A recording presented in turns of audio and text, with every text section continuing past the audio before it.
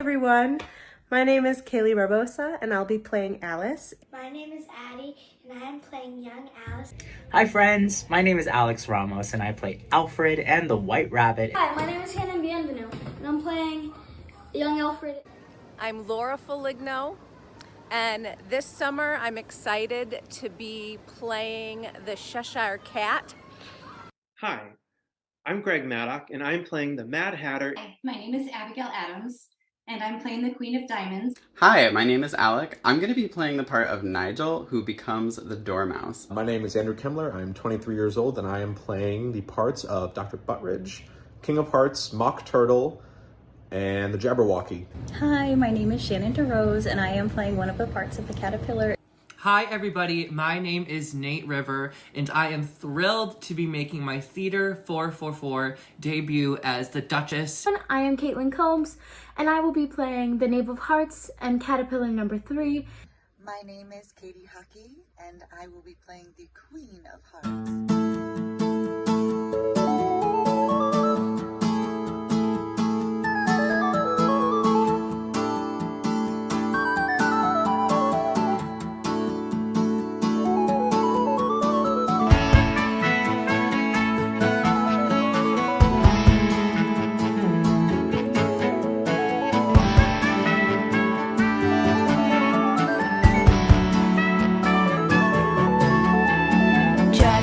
Summer book got and it was hot too.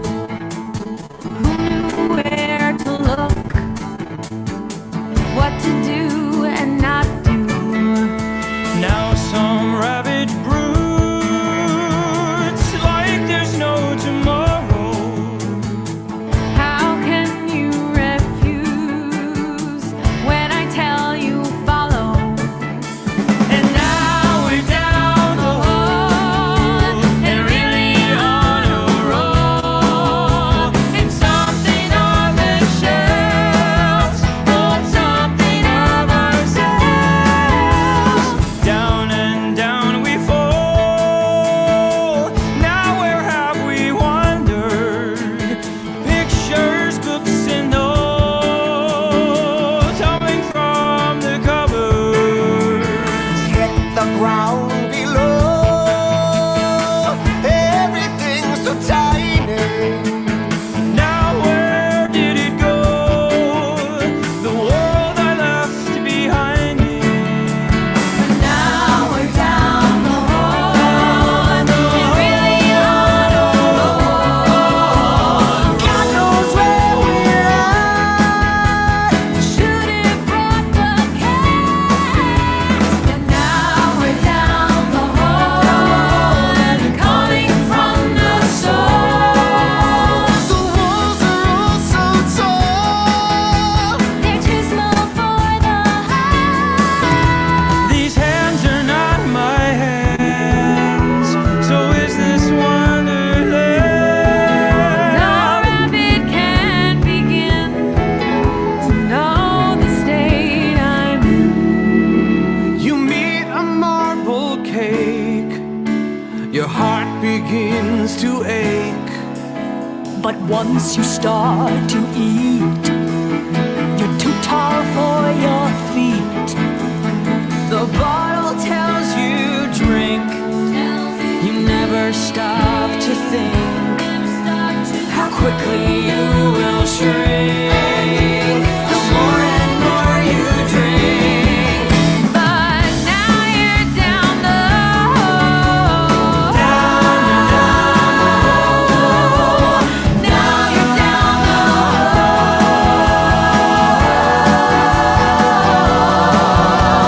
Now you're down the hall and calling from the soul.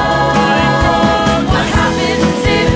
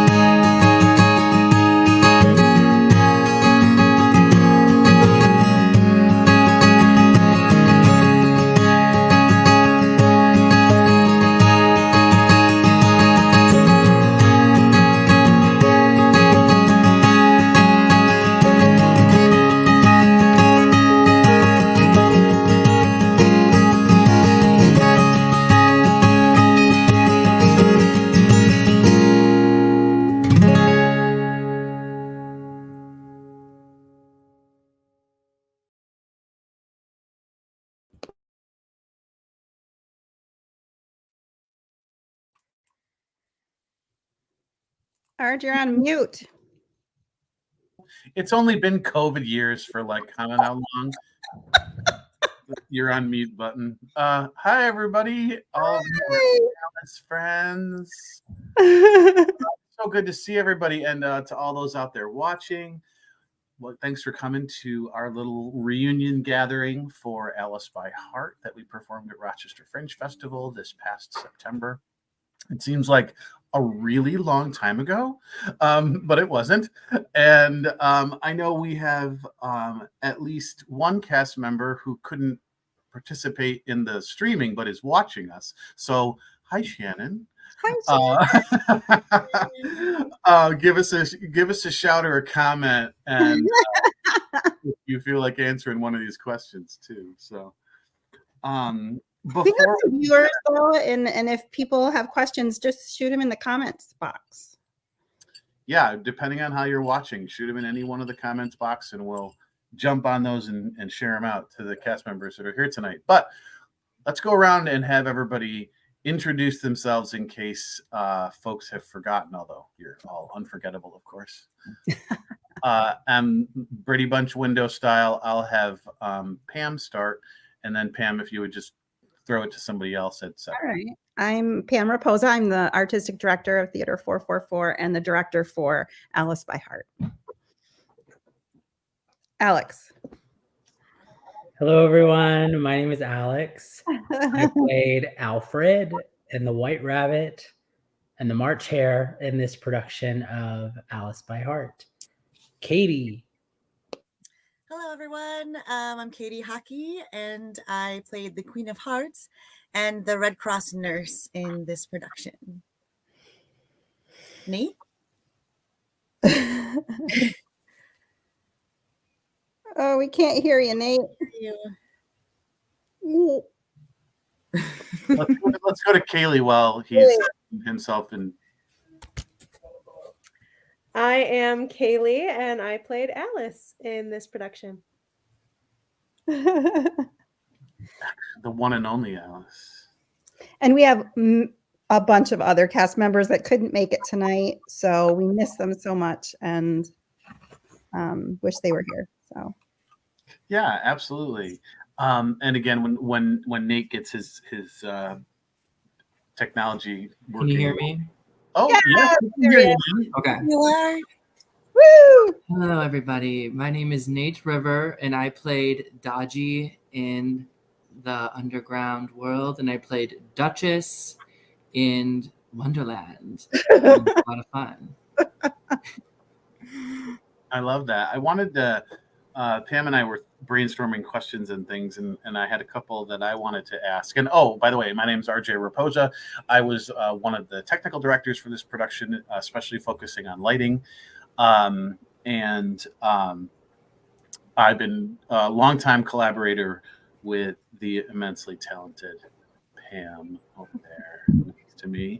Again, as I see people coming in that were involved with the show, but maybe aren't on the stream with us, I'm just going to acknowledge them. So our musical director Meredith is watching right now on Facebook. So thanks, Mare, for everything that you did, and feel free to jump in the comments too with anything that you'd like to share. So Pam, would you tell us kind of as an opening here of just how it came about that we were performing a show that a version of a show that had never been performed anywhere ever? Yeah, and we've told this story before, but I'll kind of try to do it quick. I came across this piece of theater and I just fell in love with the music.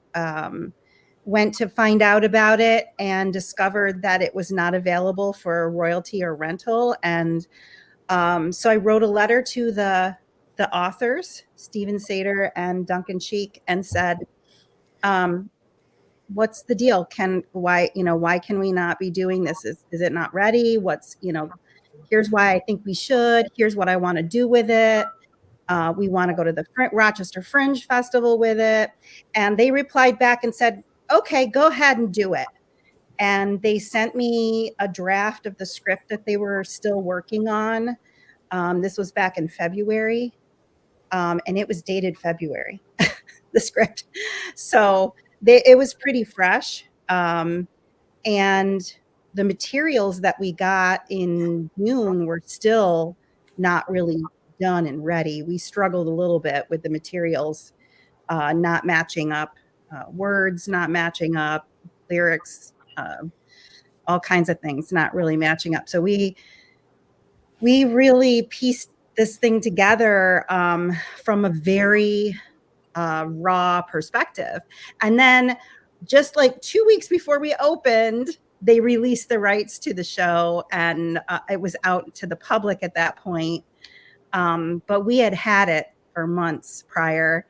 And the script that they released out was yet again different than the one that we produced. So if you saw our Alice by Heart, it was a little bit different than what you might see now if you go see it somewhere else. So that's kind of cool. Yeah. And I personally find that so cool, having been in the theater producing business. It's just such a unique experience to be able to perform what is essentially a brand new piece of theater. Mm-hmm. Yeah, So, it's exciting. yeah, that was really exciting. Did anything about that, hit you in any way? Cast folks that are here, just the idea of it being a brand new piece of theater.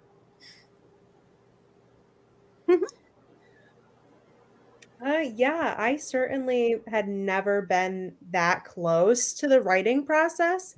So that was something that was really exciting, especially having heard of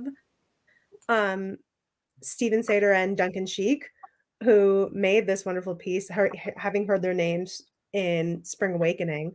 That was really exciting and something that was really unique to this production, and I'm glad I had that experience. And they were watching us. They knew what we were doing.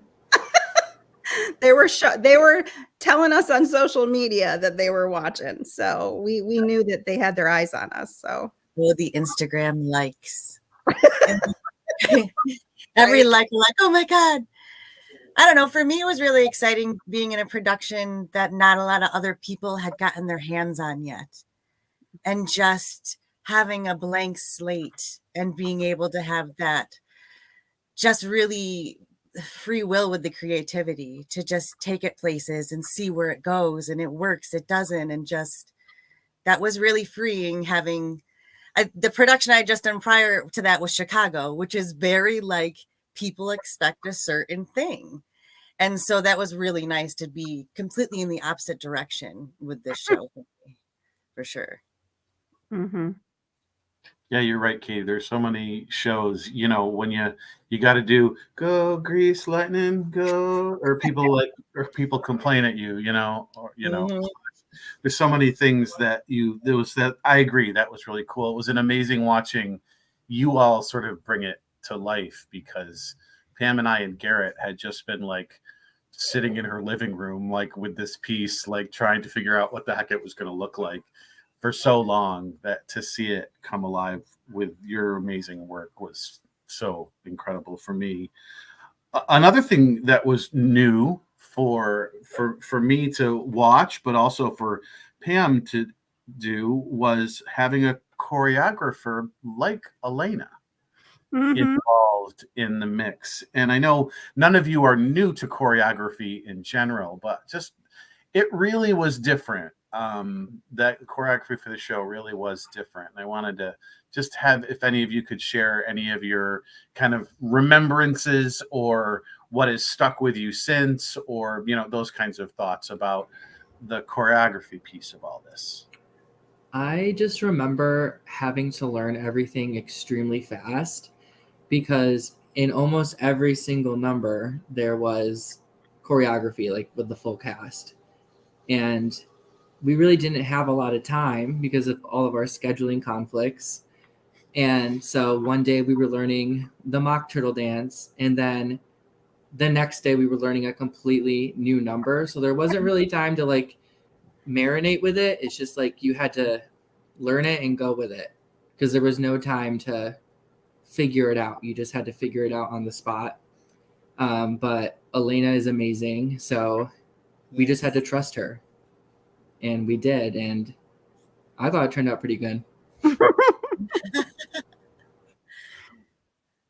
I was It was- sharing with a guy, one of the members of the theater department at Lemoyne, and that I don't know how it would have happened without technology.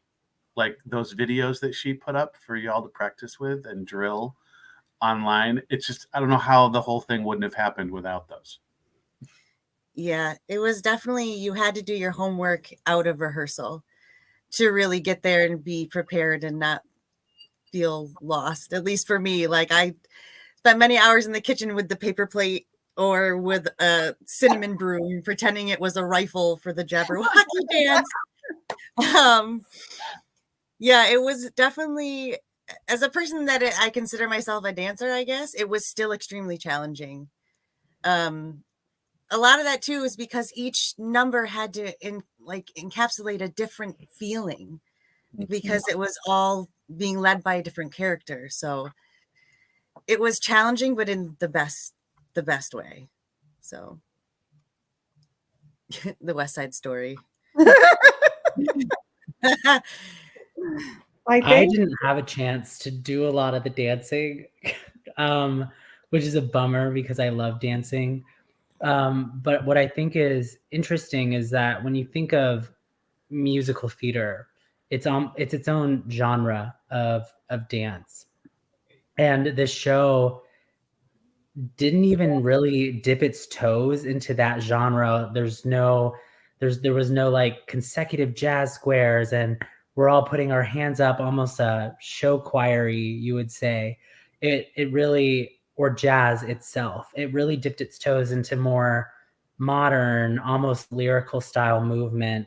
And gosh, I don't even know how we would have done it without Elena's extensive background in dance, but it really had to dabble in many styles to make each number come to life, which is, not really common in musical theater. The show is like Chicago. What a great example. Like that is hot jazz. Like you don't dip into any other styles. Like, or like anything goes. Like we know that's a tap show. You know what I mean? Like there's jazz and tap. Here it's like modern, a little rock and roll, like some hip hop inspired movements, like in Jabberwocky, Kaylee with the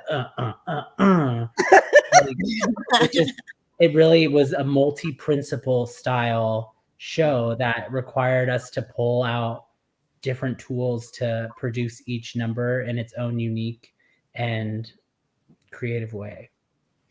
And oh, the lobster dance. Oh, the lobster. I'll never forget the lobster dance. All of this just like showcased not just the talent, but the amount of effort and I guess love for theater that this whole cast had.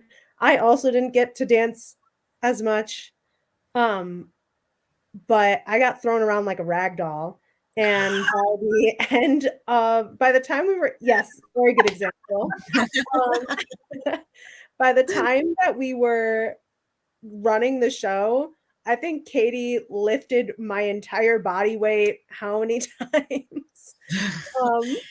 I don't know. I lost. So I just have so much respect, and I just can't. I definitely could not lift my own body weight, let alone somebody else's, for that many times consecutively. We became pros at those lifts, and that's something I'm very proud of. And I know that the choreography for the Caterpillars especially was such a big hit with everyone that went to go and see. That was a highlight for sure, because everyone was like, it was so cool with all the different movements and those awesome arm, like sleeve warmer, whatever that Kristen ended up knitting ended up looking so cool once it was finally put all together. And yes, it was a struggle. We were on the struggle bus trying to get there, but when we got there, it was really a beautiful product. Yeah, let's talk about that right there. There it is. There she is. There she is. Pride and joy. In all honesty though, like there were points where I was like, I don't know if we're gonna make this happen. Like, what's the backup plan? But we got her done. So I'm proud of us. We It did was it. beautiful too. It was beautiful. I'm pretty sure that there were so many rehearsals and some shows where the adrenaline was just pumping, and you can see Nate's at the front, and that's exactly where I was diving. There are probably more than a handful of times that I gave him all of my body weight before Greg and Alec got any part of it, and he just hoisted me up. So It's way to okay. I be. built some muscle from it. Was also interesting, I think, during the last stages of the rehearsal process, that the guys were the ones struggling with the logistics of that lift. The girls were just like, "What? Just get it done! Like, Like, what? Do it already. just do it!" Like, yeah, it was funny. That was great. That was great. I have a video of that warm up. Should I show that? Oh no, you don't. Yes, it's so good. What's the next question, RJ? Do you need a moment to find that? Nobody wants to watch it. This is just for warm up. This is just warming up before we started.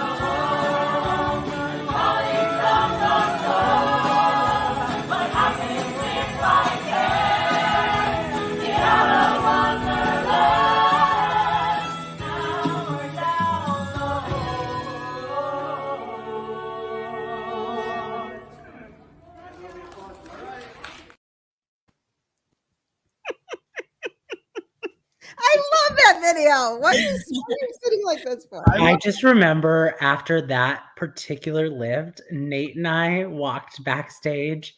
Nate's like, I had all of your body weight. And I was like, I don't know what's going on. And all the girls are like, yeah, what's up? Yeah, we did that. And then we're all in the back like, boys, we need to talk about this because what's happening? Yeah. But we did it. But we did it. You got up there. I did. You got up there. Oh man.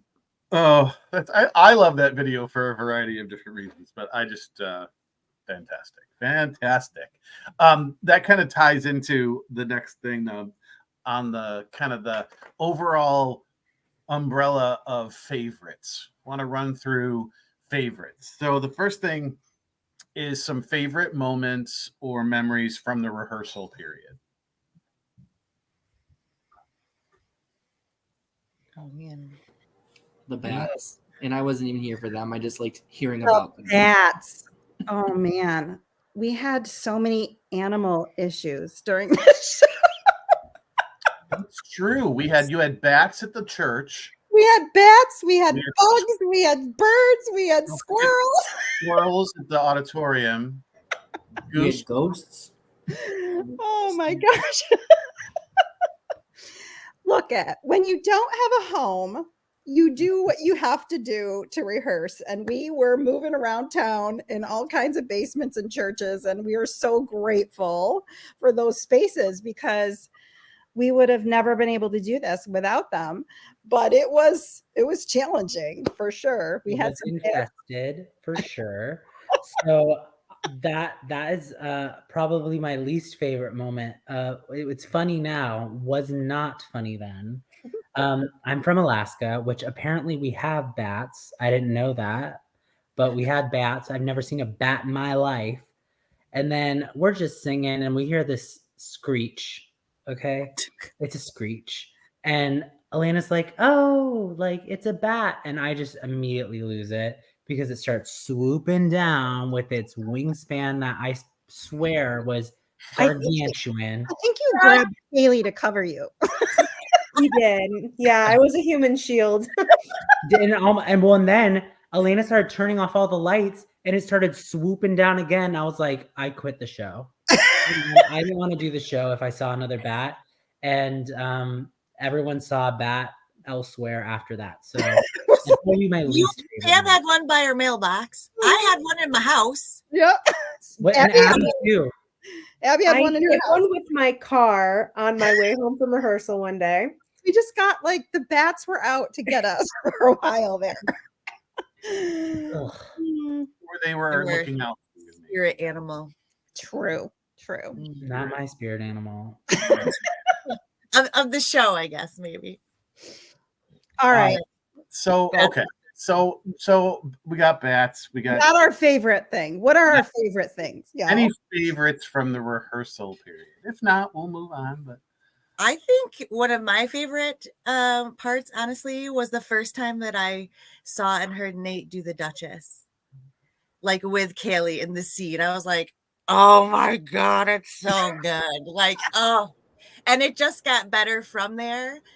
That's definitely one of my favorite rehearsal memories. Like, there wasn't really a lot of time for like goofing around or like it was just working hard and sweating the whole time. So little moments like that where I was able to see someone else in the cast shine and just really embrace their part were some of my favorite times. That day was crazy because it was when we started rehearsing Flamingo. And because I don't really do the dancing in that, Pam was like, okay, let's go to the back of the gym and let's run the scene for the first time. So I just like, she's like, okay, scream as loud as you can at this part. And I just look over and everybody who's like rehearsing is like, what is happening? Is he okay? In the cavernous gym. Yeah. One of my favorite memories is like the earlier run throughs of Trial, which is the Queen of Hearts solo song. I remember the first time we ran through it, Alex wasn't there, but all of us were like, what is happening? Because Katie comes out with this like growl that's so fitting for the character and sounds so good. And Alex came the next rehearsal, was there, and I just remember him locking eyes with me and he's like, what is going on? Yeah, I didn't know that was really in there either. It's fun to hear each other for the first time. I think that was, I think the same thing happened with Laura when people heard Laura the first time she sang, and when people heard Katie, they were just like, oh my God, this is gonna be so good. And it's fun to have that happen. I think that it lends a good thing because it lends to a point where like I wasn't there for that first rehearsal, but our schedules as a whole cast, we didn't have an opportunity to all be together until what was it, Pam? Like August. Yeah, it was late in August. Like late in August. And I will never forget like the first rehearsal that we were all there Pam just screaming with excitement because she was so excited. But then being able to like all sit around Mare and sing through the show for the first time, that was something that was so magical because this music is really such a powerful component of what makes this story and makes this show so amazing. And getting to hear everyone sing together and to hear everything there and not just someone being like, oh yeah, this is Nate, this is Alex, or this is Katie, this is this person. It was just so beautiful. I'll never forget that. I love that. So then when we like fast forward to performances now. So kind of a similar question though, just like favorite moments from the performance. Not necessarily, we'll talk about favorite songs and stuff in a minute, but like just the experience of the performance, things that you remember maybe from your perspective, pieces you never saw before, et cetera, et cetera, et cetera. I think for me, it was during the mock turtle scene and hearing the audience react to it so well. Because I think we were kind of worried because, I don't know, it's just a different vibe from the rest of the scenes in the show. And we were like, these lines are so cheesy, but the audience really ate them up. And it was so fun because we just had to sit there behind our shell and listen. So that was really unexpected and cool. The caterpillar scene when we can take a big old puff of that hookah and get people laughing at that was so much fun. That scene by itself, I think, is probably one of my favorite moments of the show, just getting to act like a complete goof with Alex. And but when the audience was picking up on that and them reacting so well to that, I think it was our second night of the show, they were like eating it all up. And that was not only so fun for me, but like I felt like I just fed off of that energy as well. Kaylee was so funny. I loved stoned Kaylee. Like that was the best. She was so. My mom did not. I had to laugh because someone left a note on one of your photos on Instagram or something that was like, "You were smoking that hookah with that caterpillar." Like, damn. And I was like, she was so fun to watch. Like the two of them actually, like Alex and Kaylee, like were hilarious. That ladder, being on the ladder with Alex for that one scene, just acting stoned, is so much fun. I loved it. Take me back. That also man. that also has a tech nerd moments in it too, because that Pam showed a picture a minute ago, but there's the way the lighting and the motion and everything comes together in that moment when Alex, when you've taken a hit and then you get the note that's streaming. Yeah, that picture right there. That's like a lighting guy's like dream moment of the way it's catching the light and it's perfect. So yeah, there were so many cool things about that. Not a singer's dream. No. But it looked so good, and you did it. He always is like, what are you making me do now? And yet we still do it. I know. Without question. Yep. I think one of my favorite song to perform was Jabberwocky, the Jabberwocky song. The vibe of that song, and like, if you don't know me, I love Halloween and all things spooky. So that was my jam for sure. But my favorite song to watch actually just be performed, or rather listen, because I was backstage, was Another Room in Your Head. I just love the harmonies and the way your voices blend together. And there was just such tenderness and melancholiness and just but sweetness at the same time. Every time, I love it so much. Pam, did you have a favorite? I don't mean like a favorite performance moment, like maybe something that came together really darn close to what was in your brain. The whole show kind of came like when you're directing, it's really hard to get something from here onto the stage. And when you can nail it the way we nailed that, it feels so good because it looks like it's supposed to look in my mind. And that doesn't always happen. It doesn't always happen. Some shows it's like, we're going to settle for this because I can't get it out. But this one just, it really did come together, even with the struggle. I think the choreography was super scary.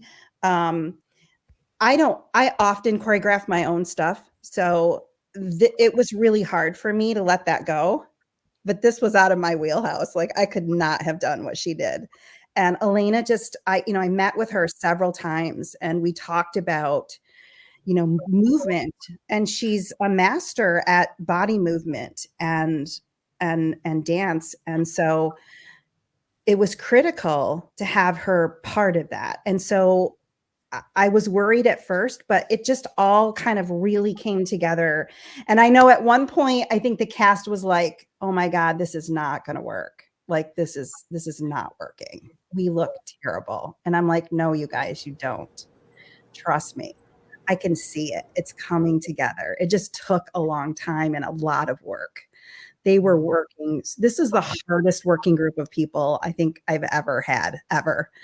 Like I asked them to do a lot of hard things and they did them, including going to Fringe. I mean, that was not an easy task in itself.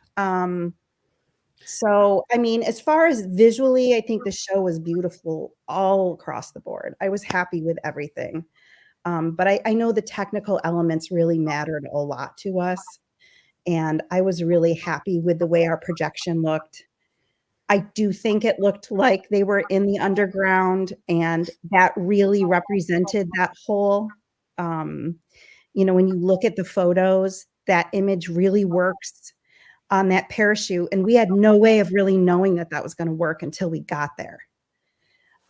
We just kind of put all our money and cards on that and went all in on it. And it really shined. It was really magical, I think. And it really helped the audience, I think, move between Wonderland and the underground and those two worlds. And I know that the script can be confusing at times.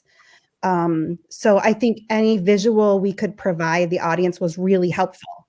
So I was happy with what that accomplished for the piece in general. So I guess maybe this is a good kind of tangent point to just talk about festival, because we're kind of in that zone, both from speaking from a technical perspective, but then also from the performance perspective. There are so many little things that were terrifying because I can't imagine doing this with anybody but Garrett and Pam. But it was really like flying or jumping without a net. It really. And so with a parachute. Yeah, when I see little pieces of it, it's just astounding to me. I don't know how we did that. Like, and it may not mean anything to anybody, but Pam, you had a picture up of the Mock Turtle sequence. And if you look at how, no, not that one. There's another one.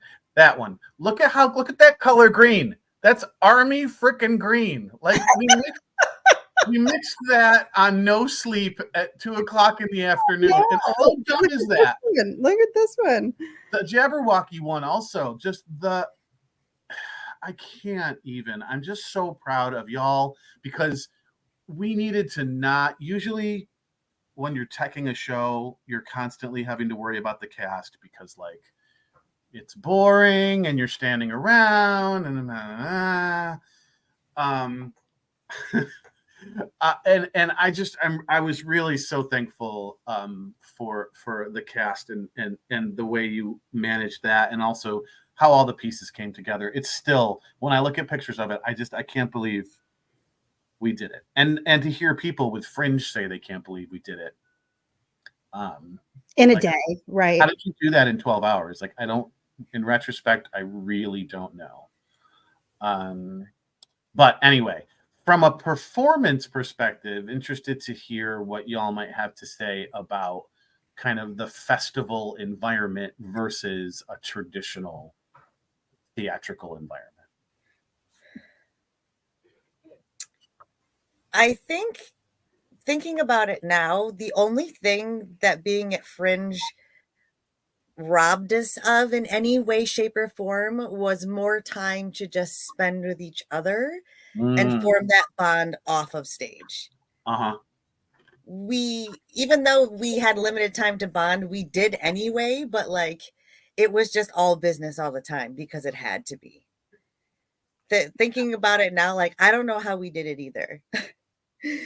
To be honest with you, like it just all of that was one of the scariest parts for me going into it, was all of the working parts that we didn't have control over.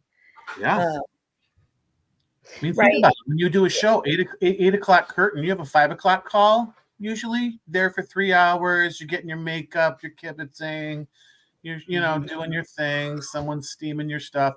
We had what, an hour? And then on the good nights, we had an hour. And that was still like moving all of the set pieces in and the pit setting itself up, just like it just seemed so daunting and overwhelming at first. It was like, how are we going to do this? But it was just like, you put one foot in front of the other and it just happened. Like, I don't know. I'm proud of us, of everyone, of how well it really did. It was like a well-oiled machine by the end.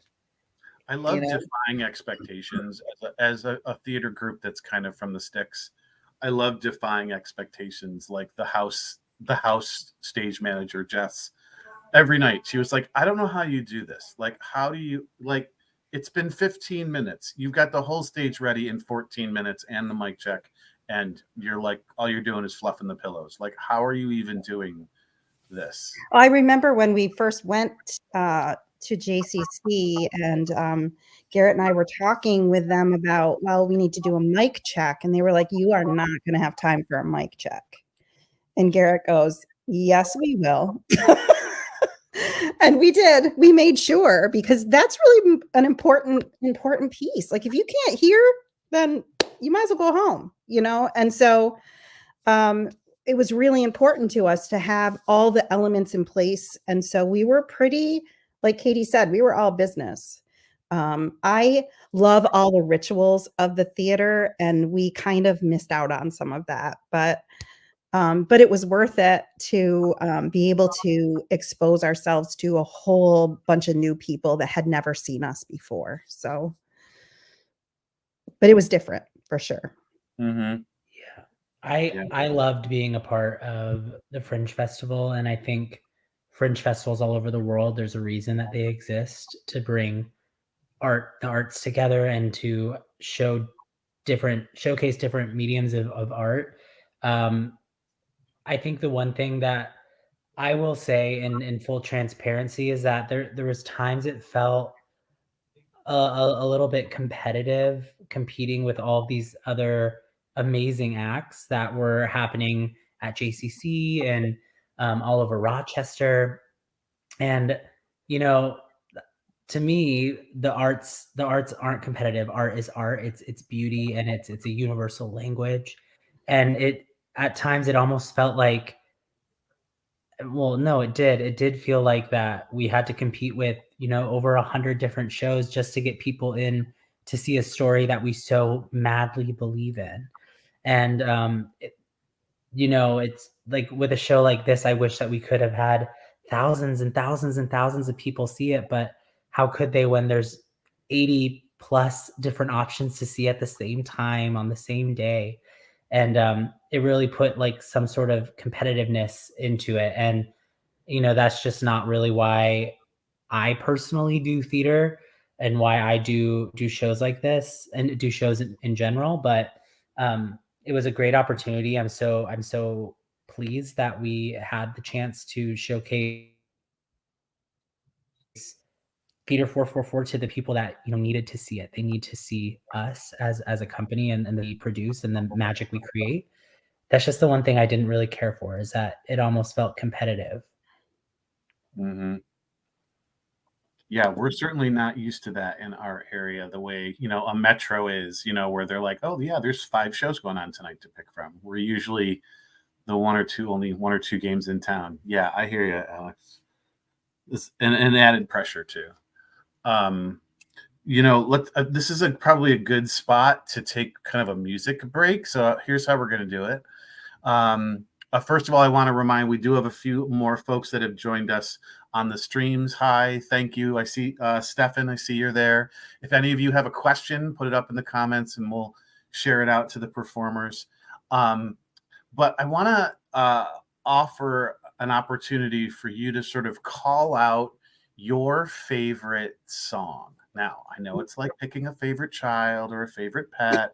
It doesn't have to be one of your own songs. It can just be that, like, so for me, shocking, it ended up, the one that sticks in my head is that freaking Mock Turtle song. I know it's weird. There's something about the way it was written. It was so engaging to watch. Anyway, so whatever you think of, and then Pam's going to play at least one of them. At least one song that someone would like to offer. What was your favorite, Katie?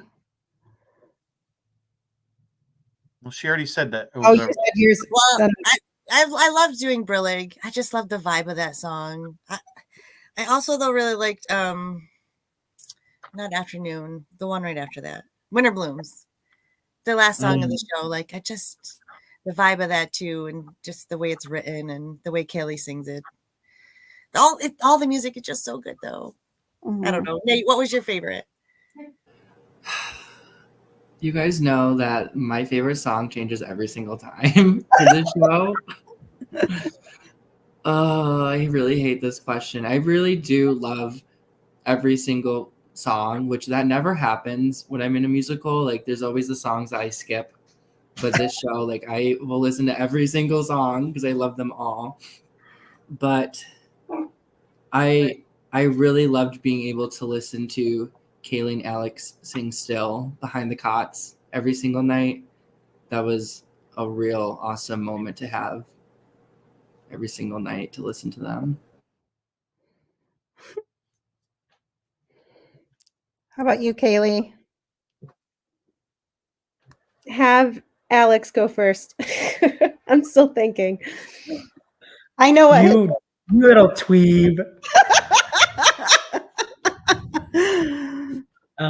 My favorite song in the entire show is Still. I think it's so beautifully written. It was an honor to be able to be the person who gets to sing it. But my favorite song in the whole show, our show, is being able to stand off in the wings and watch Nate do Flamingo with everyone in those masks. Like the choreography, the way that they were singing Nate in general, like I could not get in. I made sure every single night I had an opportunity to peek and watch Nate walk downstage. Manage your flamingo. I adore it. And you freaking came alive with an audience, Nate. Like, we were like, oh man, he is feeling himself tonight. He's on fire. And the more the You guys audience are way too sweet. I was just having fun. The Duchess is crazy, and I am definitely a weirdo. So it fit. Oh, and he's gone. What a sign off. I'm a weirdo. They're a weirdo. Peace. Be back. He'll be back.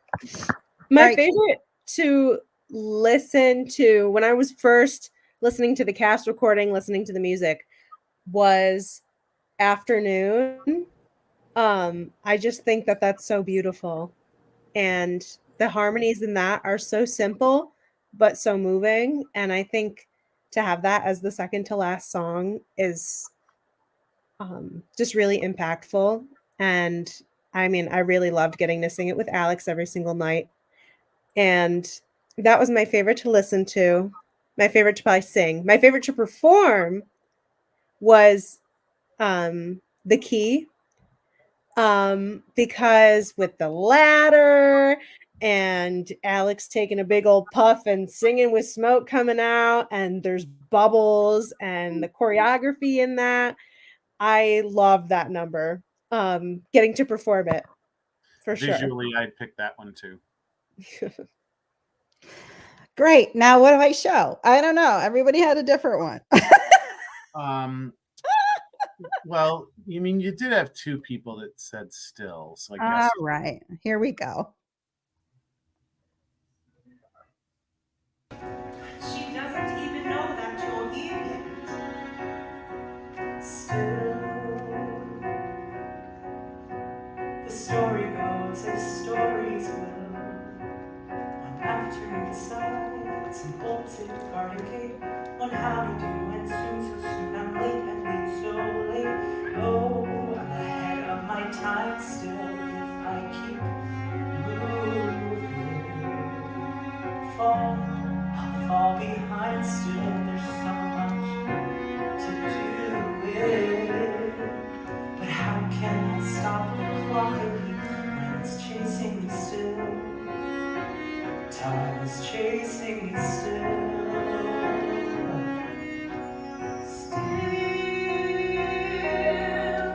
Can stories go where stories will? Here, they can reach afternoon, stays rosy late. Just me and you on a golden room, let the bad queen wait. Stay where the grasses sway, the river stops moving. Here, the lazy blue day, roses just blooming.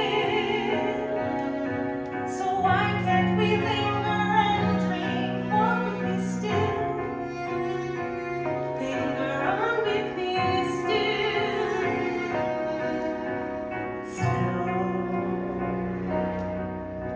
Our story's not. It isn't till we run it through.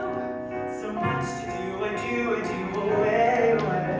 But look at you, and what's the use? I've got my day. Run and play with me still. On this page with me still. Stay with me still. Time is chasing me still.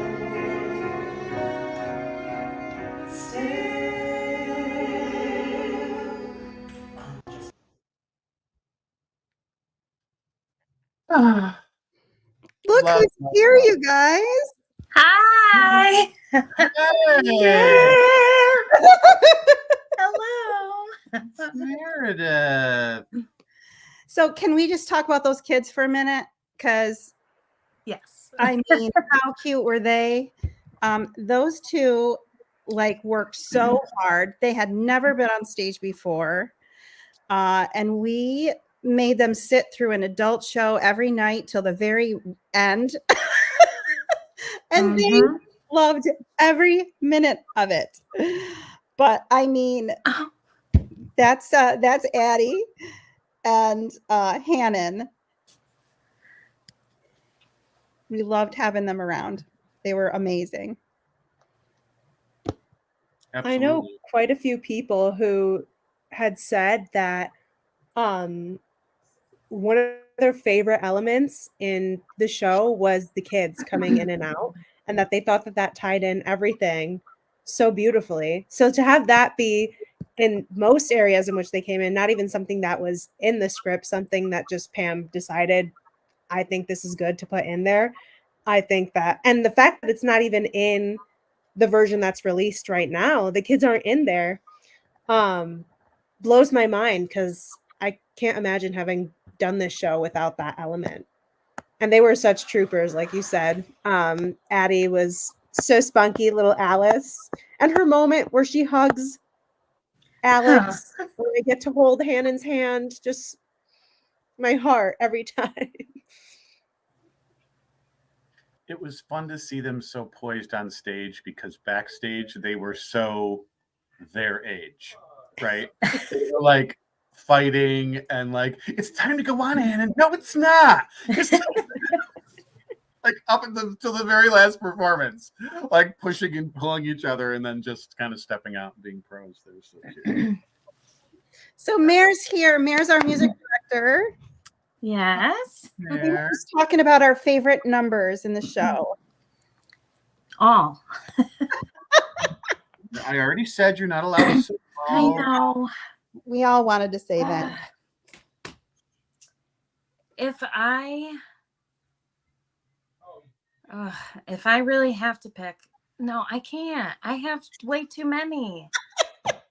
And for many different reasons. And for many There's an echo. What's that? I know I don't think I did it. This is Mare. It probably was me. It probably was me. I'm sure I did it somehow.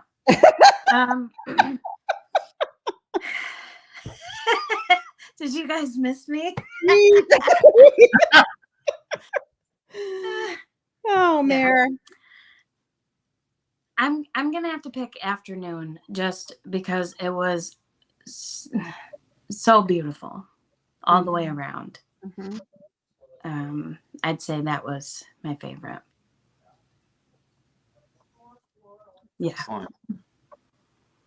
Love that. I was so happy that so many people really connected with this story in so many ways. Like it was profound for some people, and that's really part of our mission is to really like move people. You know, like we want people to feel the feelings. We want them to feel the feelings. And so if we can do that, I feel like we've been successful.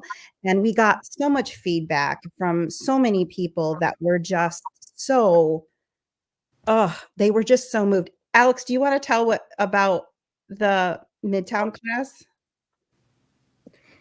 Yes. So I walked in to teach, I teach Zumba. I walked in to teach my Zumba class on Wednesday, and one of my coworkers, one of my colleagues, she is a yoga instructor and a mindfulness and meditation instructor, and she came to see the show on our Friday night, and she was teaching a class at Midtown called Mindfulness and Meditation. During that day, before her class, she was talking to the mother of Caitlin, or our little Caitlin, and they were just oozing and gushing over our show and how profound and potent the messages are in that show. And they got onto a conversation about the revolving theme of time, right? And so she walked into her class and her whole class was about our show. She talked about Alice by Heart, the effect it had on her and the audiences that saw it. But then her whole lesson to her participants were, what are your relationships with time? And she told me that right before I had to go jiggle, shake, and jam with all my chickadees. And I could have just cried because, but it's funny. But it really made me realize that there are parts of this show that I'm still understanding, and I'm there's like, I'll think back to moments, or I'll think back to words that I've said, or that other lines that people have had. I'm like, oh my goodness, like what a thing to say. And that was actually what some of our viewers said, like, I wish I could hear that line or these lines. Like I wanted to rewind and hear them again. We had several people come a couple times. Yeah. And it's just so, I don't know. There's just so many moments in the show that are so breathtaking and powerful. And I'm not even sure, I mean, us as adults, like being able to grasp like what we actually just did or what we said or actions that we made on stage. But to hear that it's still inspiring people, feels like we did this show, like it's felt like forever. But she's like, yeah, I just taught a whole class on that show. I'm like, that's wild. And that's in Rochester. Like, that's the city of Rochester. Like, that's just, it's, I don't know. It took my breath away to hear it. And we were talking about the kids, like Hannah and Addie, they're not even gonna, they're gonna be older one day, like older, but they're gonna understand the gravity of what they They did. don't even know what they just did, They right? don't even know what they just did. Like, Nope. or how palpable those moments are when they're on stage with, like you said, Kaylee, like when she hugged me in that final scene on stage, the last night I broke down into tears, and I just remember her going, "Why are you crying?" And like, I was like, "Whoa, girlfriend, you have no idea like what this is making me feel, but what people out there are feeling from that moment." Oh gosh, the show is just so special, and it's just special, and we did something quite remarkable, and it's hard to grasp like fully. I And to, think that, yeah, I mean, and I also like, Alice in Wonderland is a piece of literature full of riddles, right? And so the language in this play is also very wordy, very riddly, and some of it doesn't make sense at times. And some people were like, I didn't really understand some of it. And I'm like, that's okay. How did that feel to not really understand what was going on? Like, did you feel something about that? Yeah, I didn't understand what was, I was like, yeah, it's okay to not understand. And it's just about being present. And then other people came out just crying, and like one man stopped me and said, this like restored my faith in humanity. I'm like, that's the craziest thing to say, but so powerful for somebody. So many people stopped me in the lobby that were affected by we bring our own things into the theater, which is why I love it so much. We bring in what we have, our own baggage we bring with us, right? And then that's how we interpret what we see. And so another person that I spoke to had a death in the family, and was just like, really, it impacted him in a way that helped him kind of get through that a little bit. And that was powerful for him, and that was unique to his experience. So everybody had their own experience with the show, and I think that is what makes it a really beautiful piece, because you can take from it what you bring into the theater, Absolutely. As we cruise into the final kind of couple segments here, wanted to give an opportunity for folks to sort of, like a talk show, shameless plug, like what's next for you? What are you looking forward to next? But whether it's you working on something, being in something, just something that you're looking forward to, and then kind of I'll give Pam the floor to of what's next for Theater 444. So since I know you have something, I'll go to Nate. Yeah, so well before I had even known about Theater 444 doing Alice by Heart and auditioning, I announced for the children's theater program that I direct in Phelps that we would be doing Alice in Wonderland this fall. So that's what I just started working on. We just had auditions, and Meredith is actually music directing for me, which I'm so excited about to be able to work with her again. And Addie actually is our Alice. Oh! Yeah. Oh my God. She came in and she auditioned and she blew everyone away. Like, I knew that I was going to consider her for the role because I knew that her personality and her talent could uphold it. But I was like, I have to convince a whole team of people that she could be right for this role. And I didn't even have to convince them because her audition was so good. So we'll be doing that in January. Oh my God, look at Keely's. Look at We Keely. have to say, slay, Addie. Slay. Slay. She's gonna slay it. Yeah. She's gonna have the best audience. We've all got to go. I know. Oh So, my Lord. Yeah, I'll send And I Pam the actually have a details. dress for her if you want it. I was thinking about that. I was like, I'm going to ask Pam for that dress. It's 'cause I'll made for save a her, couple so bucks. Yeah.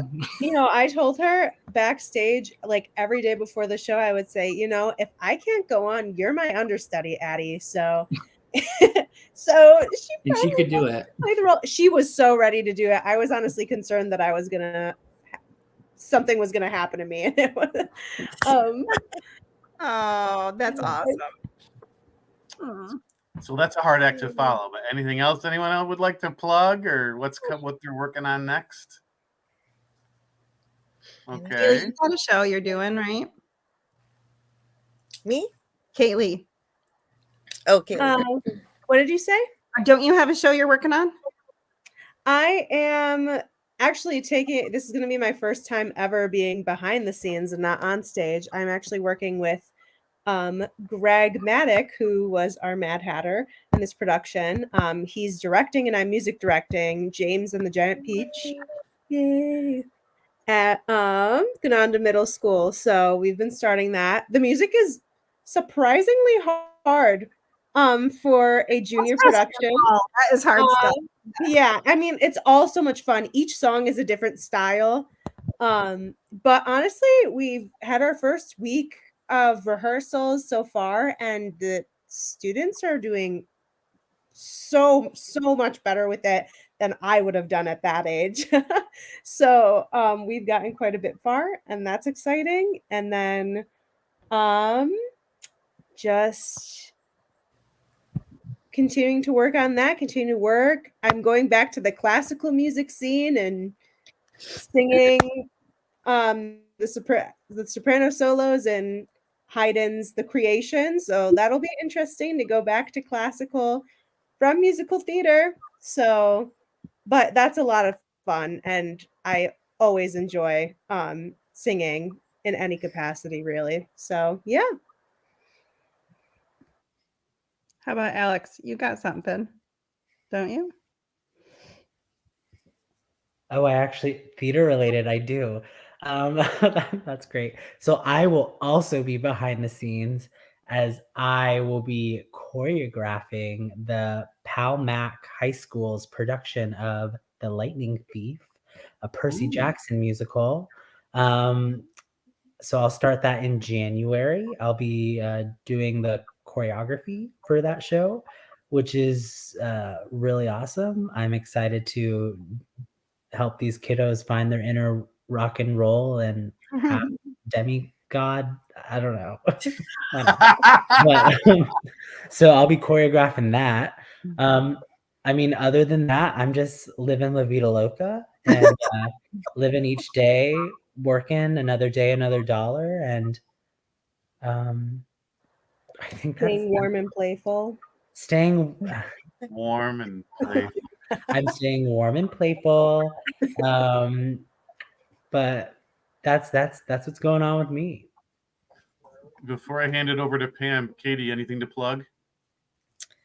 I am not currently in anything right now, but Seneca Community Players that I'm on the board with, we do have Misery that's going to be going up in the next few weeks, as well as our Haunted House that we're bringing back. I may be a scare actor in that.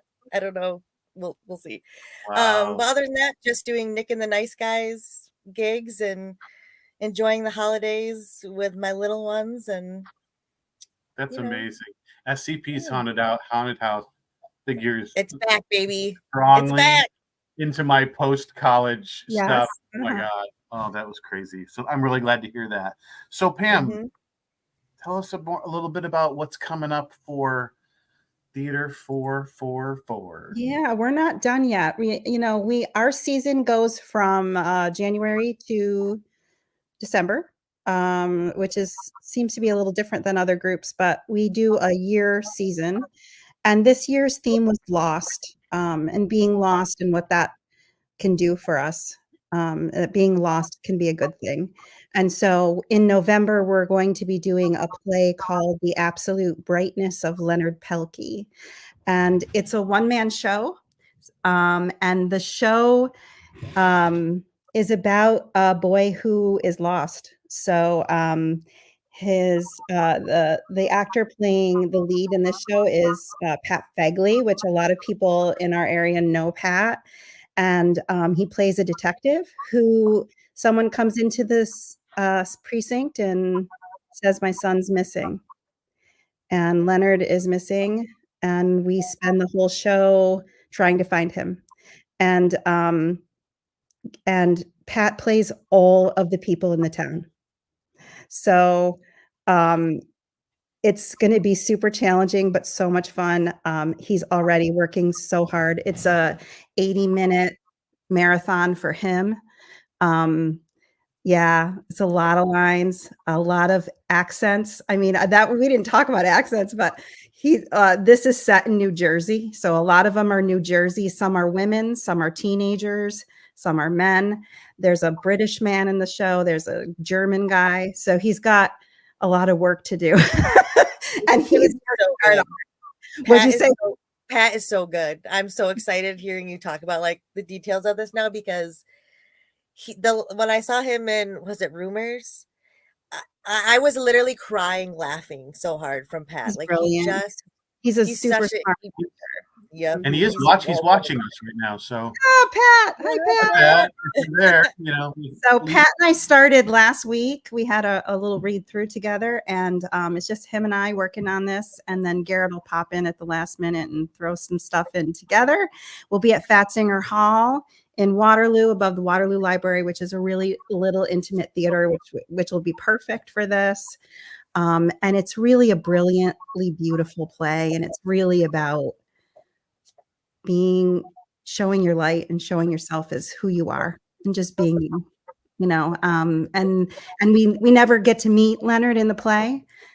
We just know about him because of his brightness and what the impact he had on other people. So it's a really lovely play, and Pat's going to be a tour de force. So I'm excited for him. So that's coming in November. So don't forget about that little play. I think it's going to be just fantastic. So please come out. It's also got some dark stuff underneath it, and some deep messaging. So it'll be a great trip to come see. So, and I just want to throw in one last thing to thank our patrons. I got some more patrons after Alice. We got a few more donations in. We're almost reaching our goal. We're at 90% to our yearly goal, which is amazing. And we just can't do it without these folks. Like, honestly, we rely heavily on donations. We don't make a lot of money off of our shows. We work really hard. And I think that these people are the people that really keep us running. And so we are so grateful to them, and thank you so much for donating. Absolutely. We are in season planning for next year. We have trying to get a full season in place to bring out to you in December. So hopefully stay tuned for that. You gotta like our freaking page, people. Like and follow, Oh not just like the posts. Yeah. Like the posts and It's follow the page. Facebook is so funny because if you don't follow it, the more people that follow it, the more it will show up. And so we're really trying to hit 4K. I mean, we're 444. We got to hit 4K. Come on, we can do this. So we updated our website. If you haven't been to our website, go look. I mean, the pictures from Alice are up and they're beautiful. Kathy Collins does a beautiful job in our archive. We're so grateful to her. So yeah, we got a lot going on, a lot in the works. Absolutely. And more to come. Please stay connected with Theater 444. Go out and see not only our shows coming up, but go out and see some local theater, y'all. SCP's been doing amazing things for so long. GTG's working hard. They just released their season. So, you know, keep your eyes open for what folks are going on. Phelps Clifton's their community theater really just does a show in the late spring, but you know, keep your eyes open for things that people are working on. And that includes your high school shows. You know, even if you don't have a kid in school, go and see the show. And our new Rochester friends that have been following us, we've gotten lots of new followers from Rochester.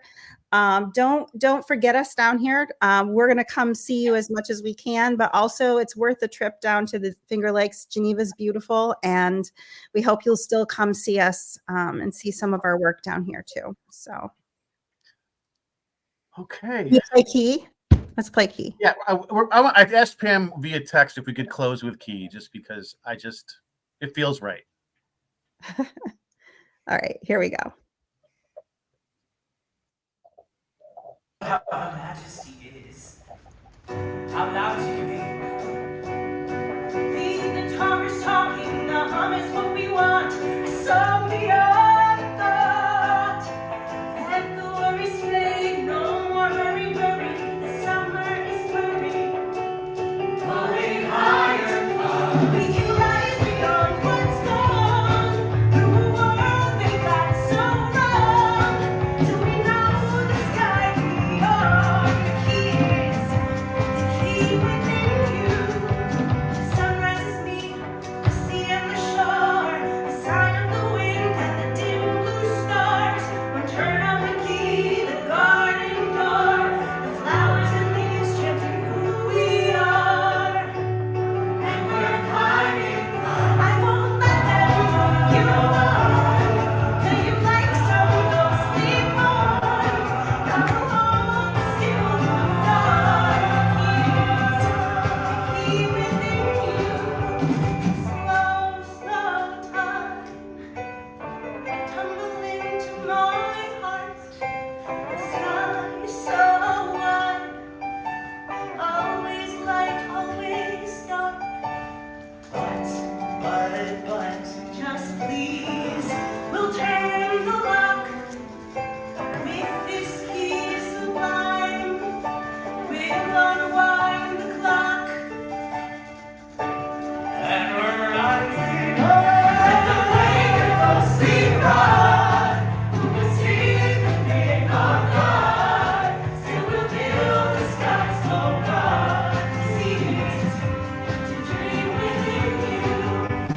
Rise beyond lost. So the night will light the dawn.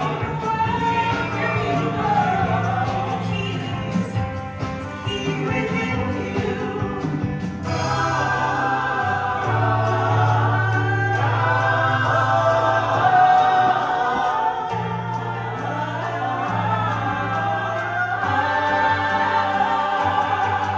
Leave our shadows on the lawn. Leave a world they got so wrong.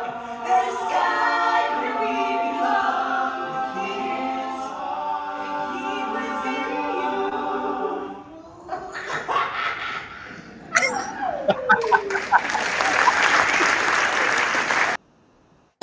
Oh, I love it. I love the laugh at the end. It's so good. Thank you all so much for spending, almost an hour and a half. I look forward to our next theatrical adventures together and to support you in all that you do. Pam, thanks for providing such good leadership for this group and for the theatrical adventures that you take us on. Can't wait to see what's next. Come see Leonard, y'all. I love y'all. Thank you so much.